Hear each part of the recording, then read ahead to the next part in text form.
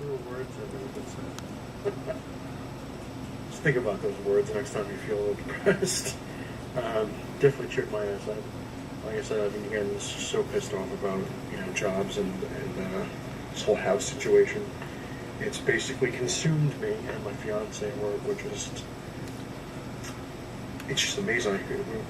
We'll sit there and be watching TV and we're just like commercial. Come on, buy a house. And she's like, she's getting so pissed. And she actually changes the channel now when I'm saying about buying a house. But the interesting, like I said, you can't give up. Just like Stanley was saying there, you can't give up. You got to kind of just keep on fighting. Stand up and say, enough of this shit. I'm not going to let it kick my ass. I'm going to own that. I'm going to get there. I'm going to do whatever it takes to get ahead in life, or where you want to be in life. Let's put it that way. Not really get ahead because you don't really want to. Not that you don't want to get ahead in life, but you get the point. You can't let life kick your ass. Let's put it that way. You got to kind of own it. You got to kind of turn around and say exactly like I said with the lines right there. You're just not going to take it anymore.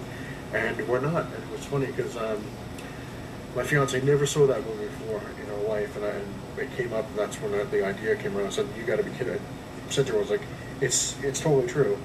And an hour later, this is weird because she's all about like, well now anyway, she was always about like if you throw positive energy out there, positive energy comes back, good things come to you when you throw good vibes out there, kind of thing. And I was just kind of like, whatever, that doesn't always work.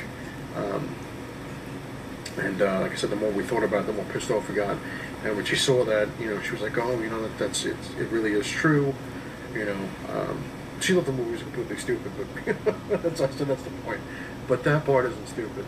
And an hour later, she got a phone call for a job, two job interviews. She's already working 2 jobs now, but these 2 jobs would actually give her the money, supposedly the money we need.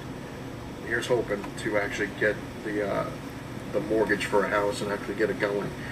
That's if she gets the job. So keep my fingers crossed on this one because I got to see what happens. One job was for an animal hospital as a receptionist, and they pay her I think like $11 an hour. Which right now she's doing retail. She's making like $7. So she's both jobs making $7 an hour, so she makes 14 combined. But like I said, I was trying to understand how this works.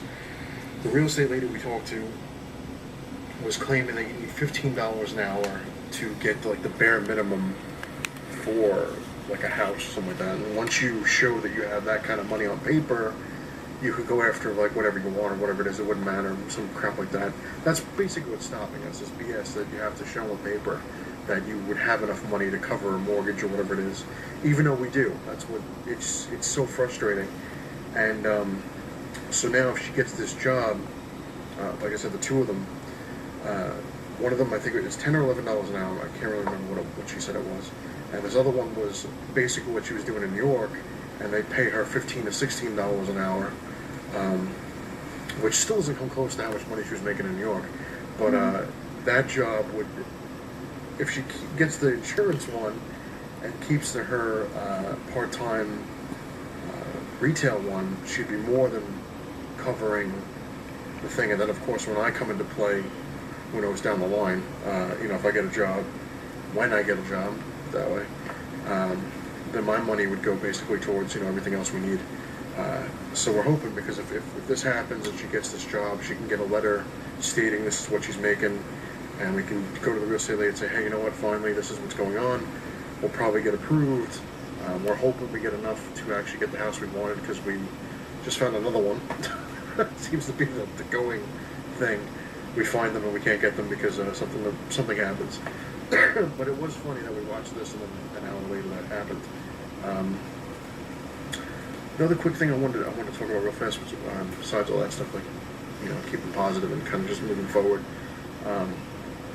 A friend of mine, we were obviously talking about comics, and he was like, oh, I was talking about this one in particular, Spider-Man number 13, and he asked me if I had this one. I said, yeah. I was like, of course I do. I was like, what kind of an asshole would I be? Why wouldn't I have this? I was like, I'm a Spider-Man fan, you have to have this one. It's one of the coolest covers, especially with the black suit. Excuse me. And I actually just rebagged